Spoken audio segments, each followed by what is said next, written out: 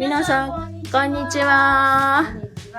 今日は新作、先日の商品紹介ライブでもいろんなバッグとのね、チャームとしての組み合わせとかをすごく楽しんでもらってました。武見先生推しのキャンディー親子ポーチです。可愛いですね。これの小さい方を今日と、次回2回に分けてご紹介していきますので、よろしくお願いします。よろしくお願いします。で、今日編んでくれるのは島川かな先生です。よろしくお願いします。皆さん結構分かりにくいなと思うのが、作り目をしてこうぐるぐる平たい袋状に編んでいく最初の部分がちょっと分かりづらいかなと思うので、その部分を見せていただいて、途中からドット柄をね編み込む様子をお見せできたらと思っています。では先ほどお話があったように、まずそこから作り始める時の、スタートの部分ですね。はい。編んでいきたいと思います。こちらの出来上がりでご説明していくと、まずここに土台となる鎖の目を編んで、そこから両側、鎖の両側をこう拾って細編みを編み付けていきます。で、そのままぐるぐるぐるぐると、袋状に一定方向に編み進めていく編み方になります。編んでいる編み方は、その土台の鎖編みと、細編みのみです。とてもシンプルな編み地なんですが、だから難しい。難しい。はい。では、スタート部分。途中までちょっと編んできました。まず、この鎖編みですね。本来もうちょっと長いんですけれども、ちょっとミニサイズでご説明していきたいと思います。今、1、2、3、4、5、6、7、8、9、10。10目の鎖編みをして、その片側に細編みを途中まで編み付けた状態です。で、1目目のね、細編みの頭分かりにくくなりますので、マーカーがついています。では、鎖の片側、V になっている半目と裏山の2本の糸を拾って、今8目まで編み進めてきたところです。では、残り2目、細編み編んでいきます。針入れて、糸を引き出して、高さを出して、引き抜く。これで細編みが1目編めました。もう1目、最後、鎖の1目目はちょっと拾いづらいんですが、ここにも細編みを1目。よいしょ。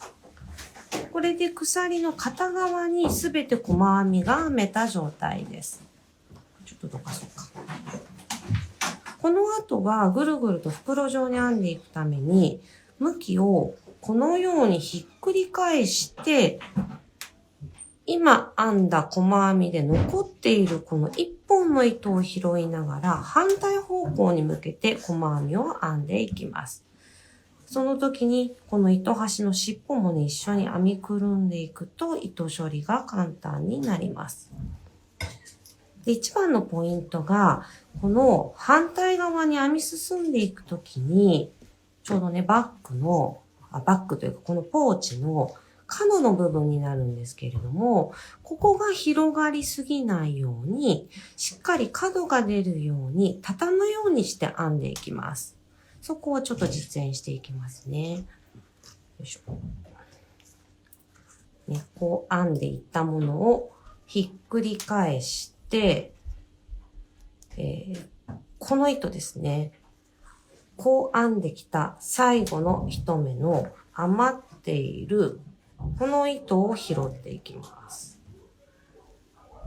針を入れて、糸をかけて、こっちに出すのではなくて、自分の顔の方に向けて、ちょっと画面だって分かりづらいんですけど、こう出すのではなく、立てるようにして糸を出してかけてあげます。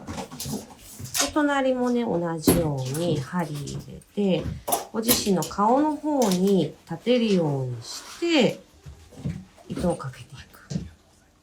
ちょっともう一目進みますね。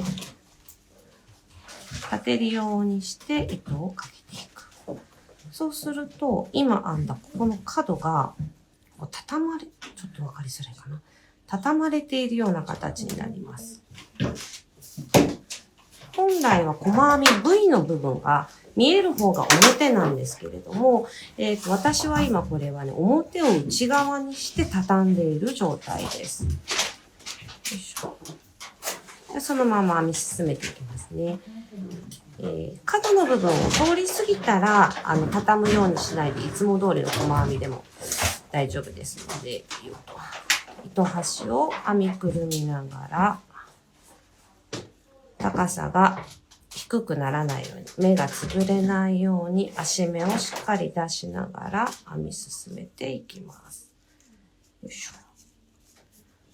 これで反対側の9目目。ちょっと見えづらいんで一旦糸端外しちゃいますね。で、最後10目目。ここも分かりづらいんですが、このね、1本残ってる糸を拾って10目目を編みます。ね、そしたら、今度は、このマーカーがついている1目目の細編みの頭に引き抜いて一周終わらせたいんですけれども、この時も同じように畳むようにして、ね、こうもうポケット型を作って畳んでいるような状態で引き抜いてあげると頭目が広がりにくい。引き抜き目がきつくなりやすいので、頭目。今マーカーがかかっているここですね。引き抜いて、この引き抜きの目がちっちゃくなるようにしっかり引っ張って、一周輪になりました。輪というか一段が終わったところですね。もう完成した形をイメージして編んでいく、そうですね。感じですね。これはね、表が内側になってポケット状になってます。はい。で、ここから、2段目、3段目と同じようにぐるぐると編み進めていくんですけれども、まずね、段が次に上がる前に、立ち上がりの鎖を編んで、1目目の細編みから編み進めていきます。ちょっとね、スピードアップして角のところいきますね。よっ。でね、やりやすいやり方で、もちろん大丈夫。角を普通に編んでも、しっかり角が出る方は、折りたたむように編まなくても問題はないんですけれども、私の場合はこんな感じで、もう2段目ぐらいかな。で、角まで来たら、こう編みながら、ちょっとこう返していっちゃいます。反対側にするんですか？そうですね。本来の表の V、細編みの V が表に出る状態に、はい、こう針入れて抜くときに返しちゃう感じですかね。なるほど。角が頭目が開かないように気をつけて、ちょっとね、今ね、焦ったんだから開いちゃった。ね、ここ、もうちょっと慎重に進めてくださいね。角がね、広がりやすいので、ちょっと開いちゃった。でもそれでもね、次の段編んでいくと締まっていくのでね、そうですね。大丈夫ですね。これで、2段目を終わらせますね。この糸端もたわみがないように中に通ってる糸しっかり引っ張ってあげたら、切っちゃって大丈夫ですので、これで今2段目の、最終目、これから編みます。ここね、さっき内側に折った部分を反対側に戻してあげて、最終の目、編みましたら、また今度は表が外になるように畳んであげて、1目目の細編みに引き抜いてしっかり締める。しっかり引き抜いてますね。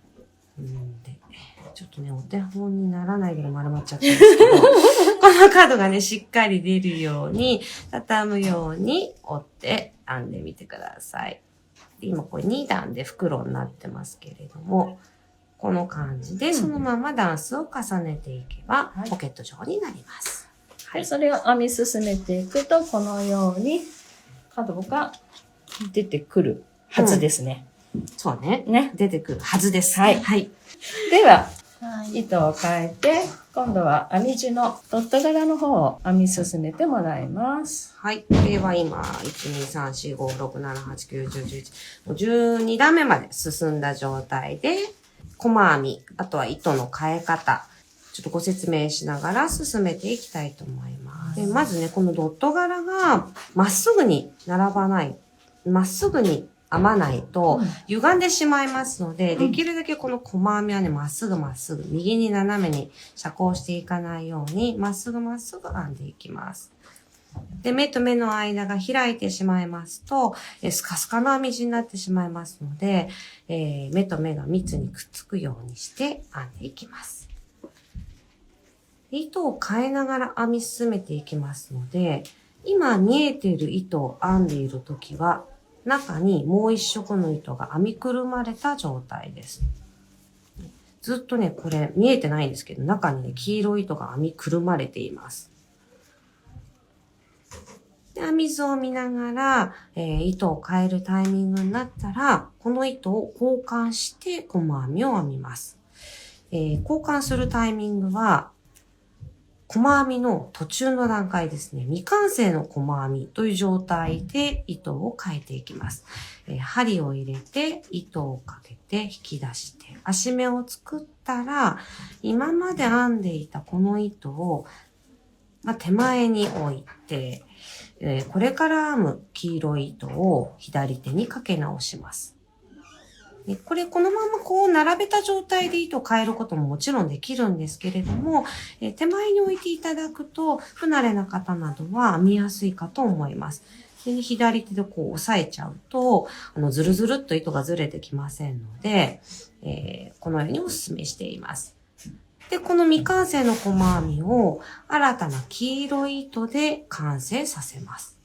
そうすると、この細編みは頭も足もグレーなんですが、次に編む目はもう黄色い糸にね、変わっています。では今度黄色のパートね、編み進めていきますね。よいしょ。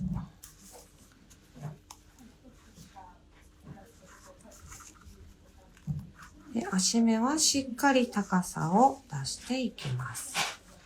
編みくるんでる糸はやっぱり手前側に寄せておいた方が編みやすいですか？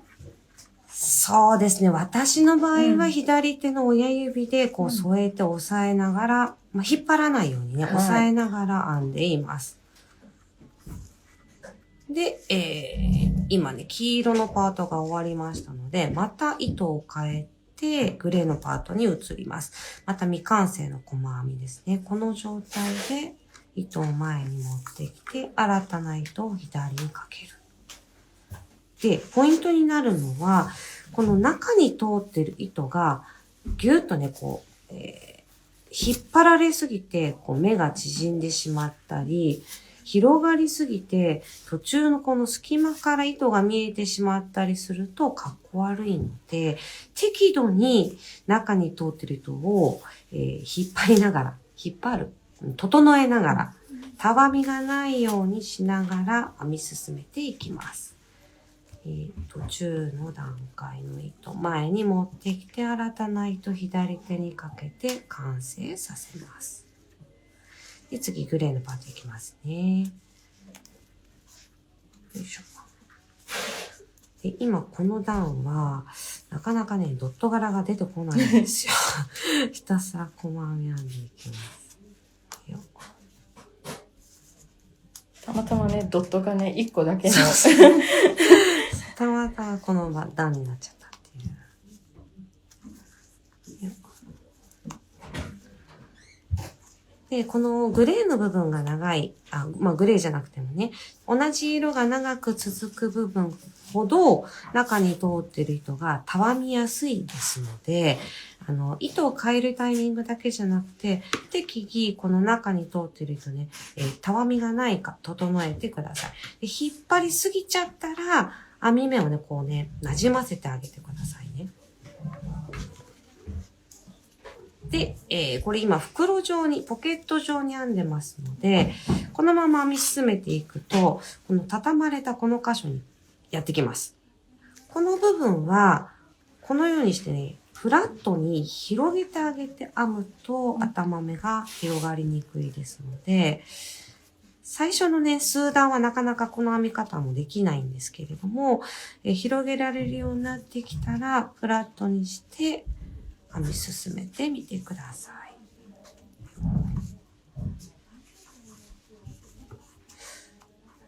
ちょっとね、喋りながらね、急いで編んでると目がきつくなりますね。もうちょっとふんわり編みましょう。よいしょ。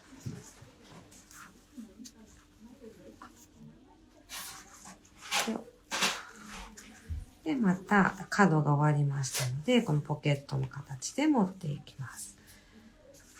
で、編み地を持つときなんですけれども、あんまりこうね、今編んでる目の部分だけをこうやって押さえてしまうと、ここふにゃふにゃになっちゃったりするので、できるだけこう全体をつかむような感じで編んでいくと、歪まずに、編み地を無駄にふにゃふにゃにせずに編んでいけると思います。よいしょ。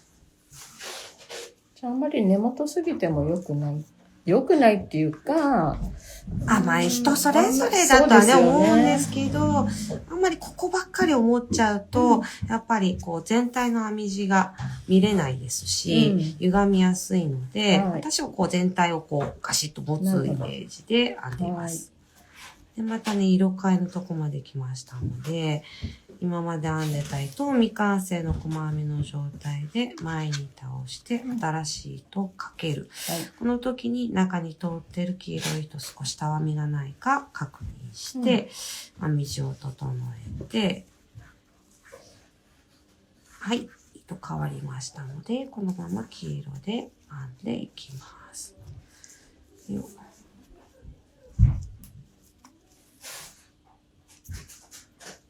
でどちらかというと足が長く縦長の細編みですので、しっかり足目出して、よいしょ。もうちょっとふんわり編まなきゃいけないな。ちょっときつくなってきた。よいしょ。ちょっと時間が限られてるからね、焦っちゃいますね。焦っちゃいますね。で、またね、糸替えのタイミングですので、前に置いて、中に通ってる糸少し引っ張って、よっ。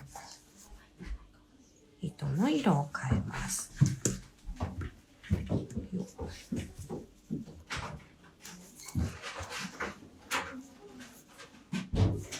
ふんわり。ふんわり。ふんわりのつもり。ふんわりの気持ちで。はい。ふんわりの気持ちなんでいきます。よいしょ。で、頭目が広がると、隙間がスカスカ空いてしまいますし、中の糸見えてきてしまいますので、できるだけここに並んでるね、頭目をね、詰めるようにして編んでいきます。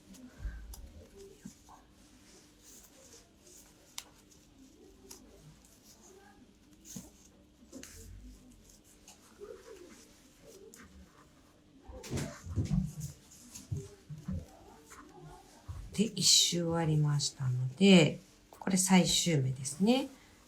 編み終わりましたので、一目目の頭目。ここ。いいよ。この上から見て、上から見て、このね、V の部分ですね。ここに引き抜いていきます。はい、この時ね、この編みくるんでいる糸は、目の上に乗せるようなイメージで、引き抜きました。さらにこの目を締めるために、ちょっとギュッと締めて、元に戻して、次の段の立ち上がりの鎖を編んで進めていきます。引き抜いた目から、次の段のね、細編みでスタートします。ここでずれちゃうとね、ぐるぐるぐるぐる、目が増えたり、移動してったりしてしまいますので、間違えないように、不慣れな方は、マーカーをね、先ほどのように打っといていただくといいと思います。よ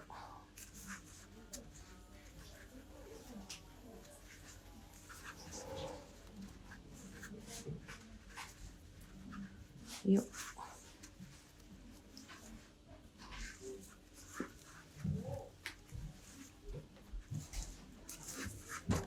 またね、糸替えの場所に来ますね。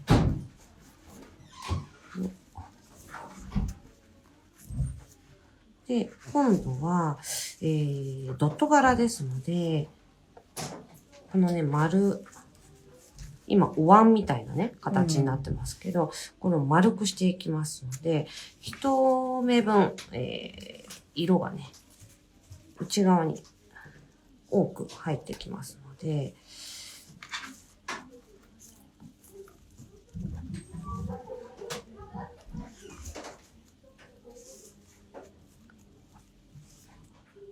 で、黄色も先ほどよりも一目減らして色を変えていきます。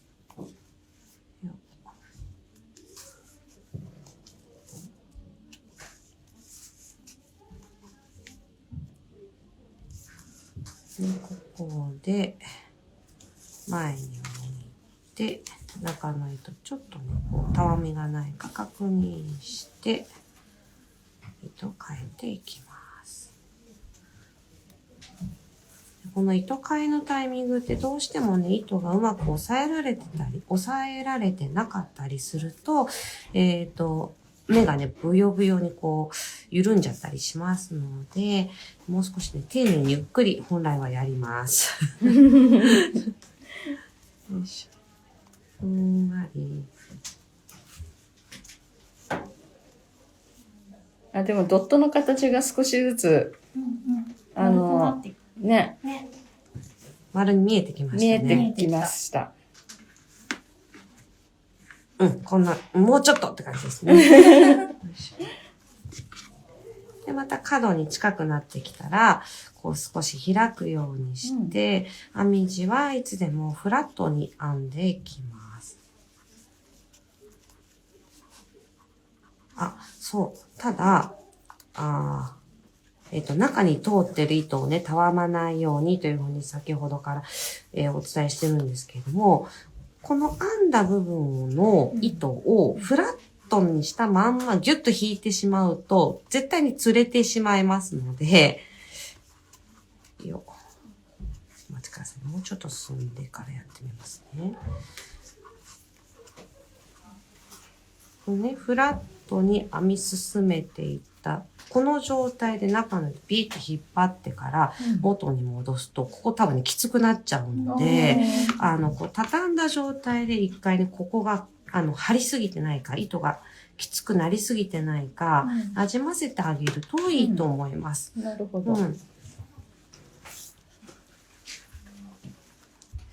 カーブとか、なんていうのかな、曲線で編むときは、そのカーブの部分をしっかり引いてあげる方が、いいかもしれないんですけど、このポケット状のものだとね、ここだけがキュッと連れてきてしまう、こう凹んだりしてしまうので、しっかりなじませて、編み地に沿った状態に、中に通った糸を落ち着かせてあげるといいと思います。よっ。さあ、こっち側も、ドットがドットらしくなってくる楽しいパートですね。一個減っちゃうパターンですね。一個減っちゃうパターンですね。でここで黄色の上にグレーが乗っかって、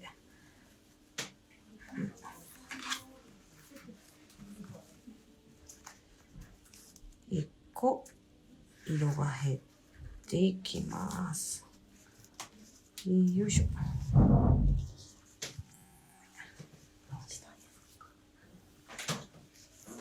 うん。ちょっとね、最初の説明でね、私が長く喋りすぎましたね。大丈夫です。もうちょっと行きましょうか。あともう一段は進んでいただきたいです。はい、頑張ります。せっかくなので、一つドットから完成してる部分をね、見ていただきたいな。見たいですね。なので、頑張って。よし、頑張ろう。手がつらないように。はい。ね、でもちょっときつくなってっちゃうんだな、急ぐと。そうね。よいしょ。ふんわ高り、さ出して、ふんわり、のつもり。ふんわり、端目ふんわり出して、ふんわり出して、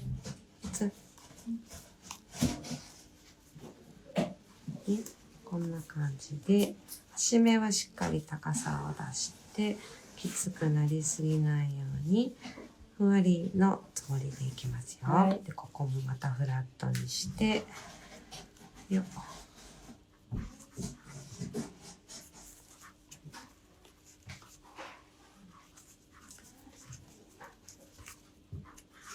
で、一段終わりましたので、また引き抜きですね。ここね、たわまないように、しっかり引いて、なじませて、一目目の細編みの頭に、引き、抜きます。はい、次の段に入っていきます。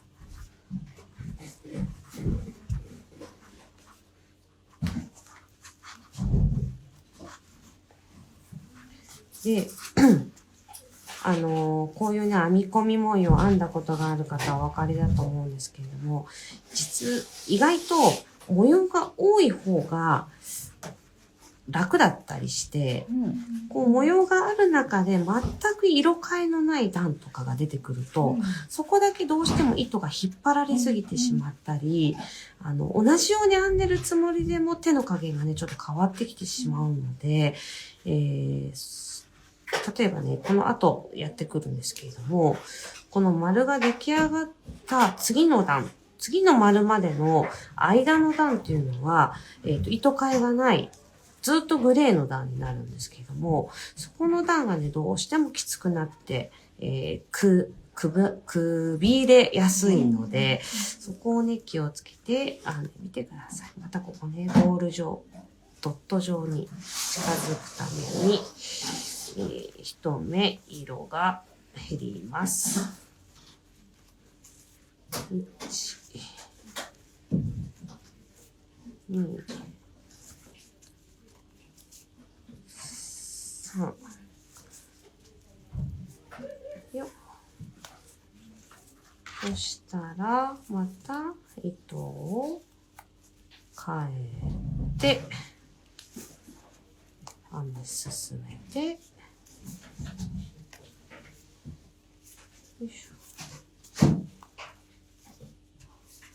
いきます。ちょっとこれで一旦お見せしましょうか。よいしょ。これでドット柄が、はい。出てきた。もうちょっといきますか。もうちょっといきましょうか。よいしょ。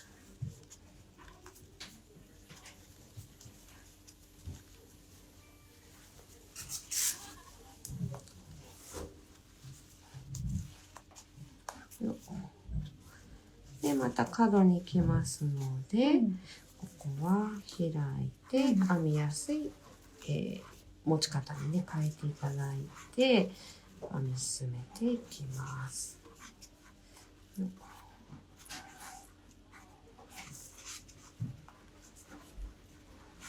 で、中に通ってる糸は引っ張られすぎないように、間から見えないように、いい感じに引っ張りながら進めていきます。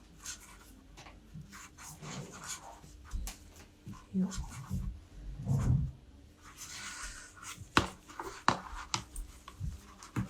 ょっとこうフラットに引っ張ってから編みながら形を整えていくっていうのはやっぱり大切ですよね。そうですね。編んだ編み地がせっかく綺麗なのに、あんまりこねくり回したくないっていう気持ちもあるんですけど、特にね、かぎ針編みって形を作りながら編んでいく作品が多いので、減らしたり増やしたり立体的にね、作っていく作品が多いので、今から編んでいるこの作品がどういう形になるのかっていう最終形をイメージして、どういう形で編みたいのかっていうのに合わせて、編み進めていくと、編み図通り見ながらね、ただ黙々と編んでるとなかなか形にたどり着けないことがあるので、で、これだったらね、フラットな、この角がしっかり出たポケット状、まっすぐにっていうのを意識しながら、こうちょっと手でなじませながらにぐと綺麗に編めるかと思います。よいしょ。もうちょっと、こっち側もドット柄がもう少しで出てきます。よいしょ。ここで糸を変えて、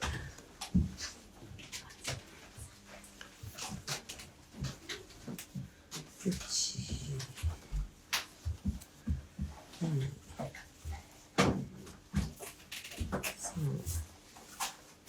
3、4目。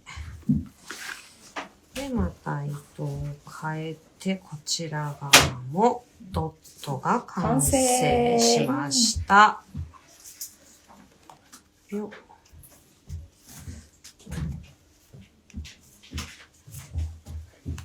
どうでしょう、もうちょっといきますか？うん、その段終わらせましょう。ね、見てたいね。そう。次回、多分一番上まで編めちゃうかな。ね。なので次回、ぜひ黙々と皆さん見ていただきたいと思います。これで、ちょっと、糸なじませの。かわいい。かわいい。このね、色がかわいい、ね。色がすごくね、黄色が鮮やかですよね。春らしい色合わせで、編んでて楽しいですね。この糸もね、比較的手に優しいので、そう。たくさん編んでも早く編んでもあまり手に負担がかからない。優しい。優しい糸。手に優しい糸。手に優しい。はい。では、この段も引き抜き終わりましたので。できた。形になりましたね。こんな感じ。あ、ちょっとここがきついな。はい。こんな感じで出来上がってます。ね、完成形を持ってくるとこんな感じ。ここまでね、ドットができましたね。で、裏側もこんな感じですね。はい。はい。もう半分以上は。もうちょっとだね。逆向きでした。失礼しました。あ、違う。こっち。あともうちょっとで完成ですね。じゃあ続きはまた2週間後ですね。そうですね。2週間後の水曜日。はい。また2回目をはい。やってもらいましょう。やって完成形をまたみんなで共有しましょう。はい。この後きっと紹介がありますので。今回この3色キャンディーポーチお横サイズでキットの方もご用意しています。いろんなこだわりがあるんです。こういうリボン2色使いとか、あとファスナーもすごく開けやすいファスナーなんですね。ここに小さな缶がついてるので、チェーンをつけて大きいのはポシェットにしたり、小さいのはチャイムにしたりできるので、そういった材料も全部キットだと揃っています。